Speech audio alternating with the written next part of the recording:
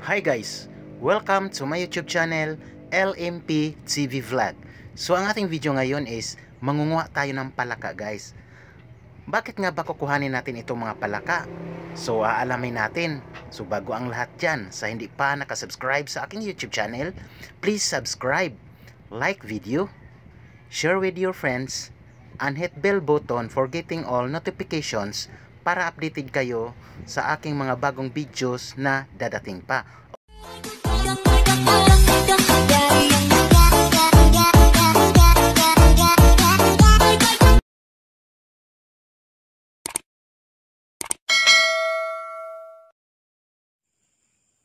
Cool ba hinam? Ikas niya. So, ayan guys, nakakuha na tayo ng isa. So, para sa inyong kaalaman, ang palaka ay isang gamot sa isang mababang hemoglobin.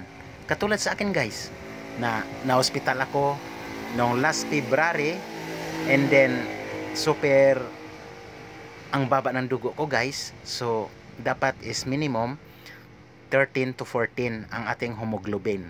So, ngayon ang baba ng aking hemoglobin guys, 3.6. So, that time na collapse ako, and then ito ang advice sa akin na itong palaka ay gamot pala ito or makapadagdag ng ating dugo guys.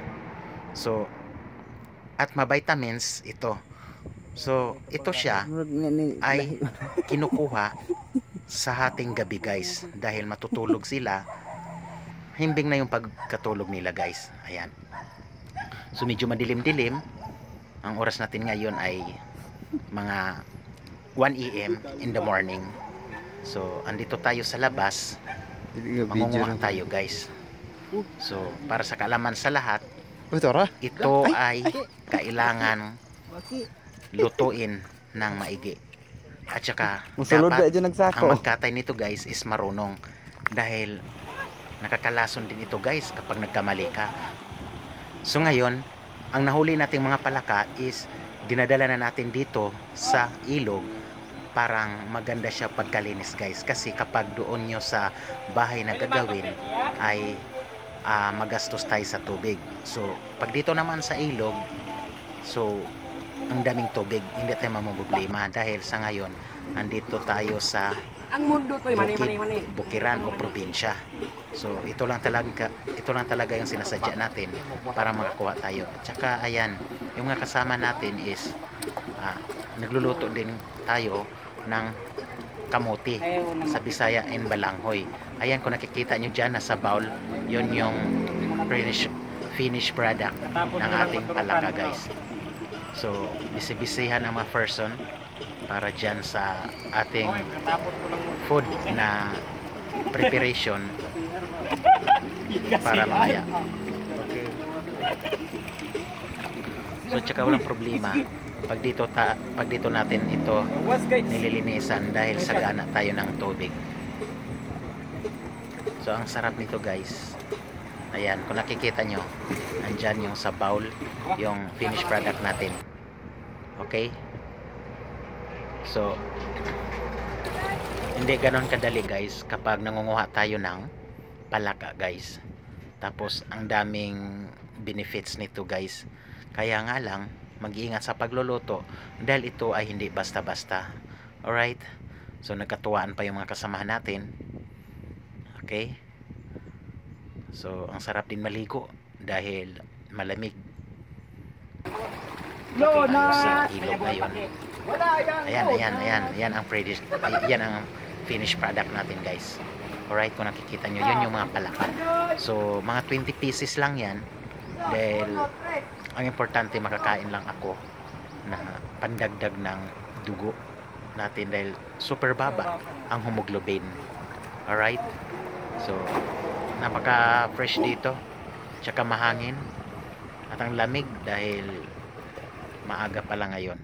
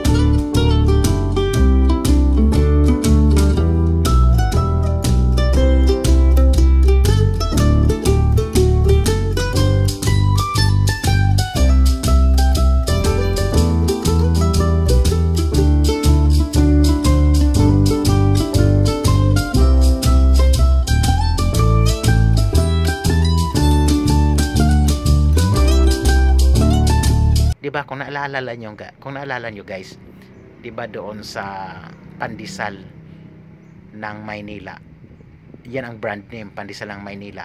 Ang ginagamit nila sa pagluluto ng tinapay is panggatong lang. Okay guys, nagkasiyahan na naman kami. Andito na kami sa bahay. So medyo okay na, malapit na yung niluluto natin. Tsaka maya maya lang papakita natin, titikman, at saka magkakainan na tayo guys. Ayan. So ang sarap sa probinsya kapag magbabakasyon ka, dahil ma-feel mo talaga kung gaano kasaya dito, lalo na kapag may fiesta. At saka pag pumunta ka ng Maynila, hindi mo siya compare, dahil pag sa Maynila parang kada araw lagi fiesta, lagi may occasion.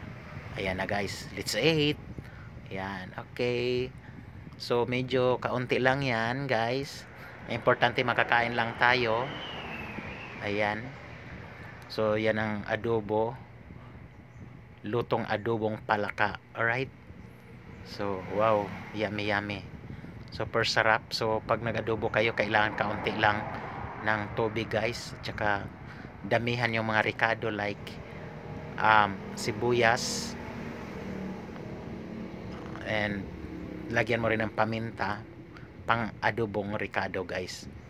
So malinis yan yung palaka natin, dahil kinukuha natin yan doon sa mga damuhan, lalo na pag nandoon sa mga palayan. Super malinis yan guys, kumpara mo sa Maynila.